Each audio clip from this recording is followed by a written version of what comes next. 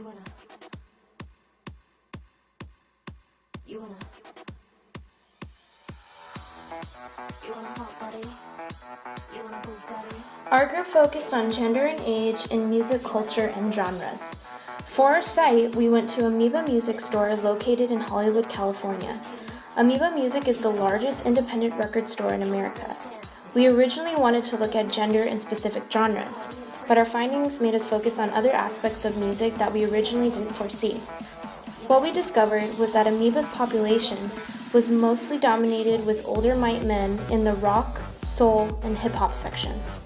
The few women that were found in the store were in the alternative, pop, and indie sections and were accompanied by a male partner. In our research, we found that the music industry is not only male-dominated, but mass-produced to create a male-dominated culture.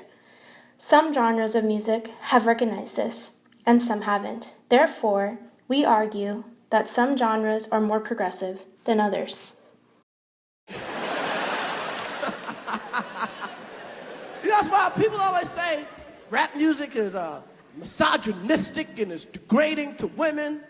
But what I realize, man, is women that like rap don't give a fuck.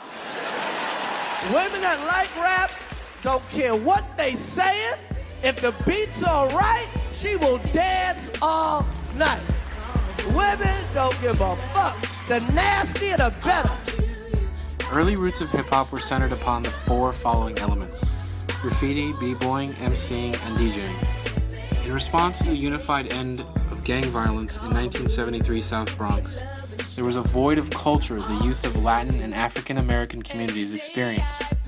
DJ Kool Herc and former gang member Africa Bambaataa both collaborated to host events or listening parties where their pioneered sound of breaking created a new scene for inner-city youth.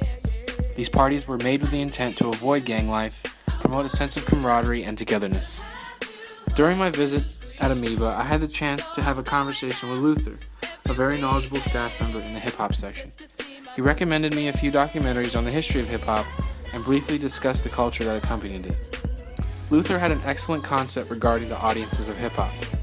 There are the people that live through hip-hop through b-boying, graffiti, MCing, and DJing.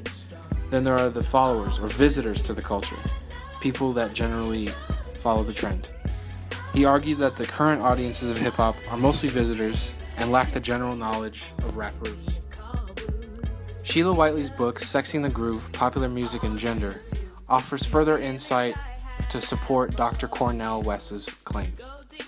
As men exercise control over the creation and distribution of music and related ventures like music videos, women are relegated to the sidelines to support men's musical careers or become the other in a masculine world. Hip-hop and rock is not as progressive because we found that they still continuously send male-dominated and sexualized stereotypical messages through both their lyrics and music videos. The way that cultures are portrayed can truly affect the lives of audience members. In the article, Images of Sexual Stereotypes in Rap Videos and the Health of African American Female Adolescents, states, girls' acceptance of sexual stereotypes in hip-hop videos are more likely to test positive for marijuana use, engage in binge drinking, have multiple sex partners, and hold negative body images. But it's not only hip-hop music. What messages do rock songs send? Male domination and hypermasculinity are in these two less progressive genres. I creep up from behind, touch your neck, move down your spine. You take a look and breathe so sharp, just a matter of time. Don't scream, I ask of you, but then you let one out, so know it's time to go. I come down on you like a ton of brick all over, so it's time to... A gender-fluid person may at any time identify as male, female, or any other non-binary identity. Pop culture has deemed gender fluidity as the new black. Pop music, although has many artists that are selling and sticking to the male-dominated industry, has some artists who have recognized the marginalized gender binary that is of the music industry. Some artists, such as Miley Cyrus and rapper Angel Hayes, identify as gender fluid and queer. They both have extreme and different ways to express their sexuality and identity. Pop as a genre has always challenged the gender binary, with the late David Bowie, Prince, Beyonce, and Ciara. Miley and Angel are just an added-on addition to these pop artists.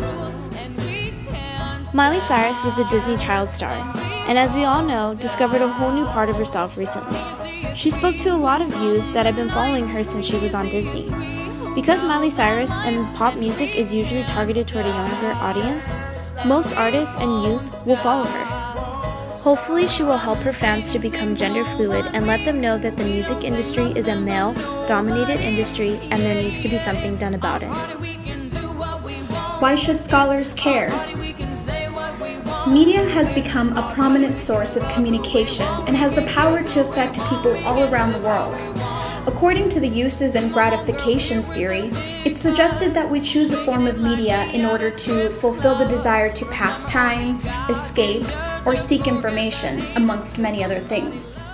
Beginning at a young age, this generation is exposed to a world full of technology right at their fingertips. What is our culture being fed?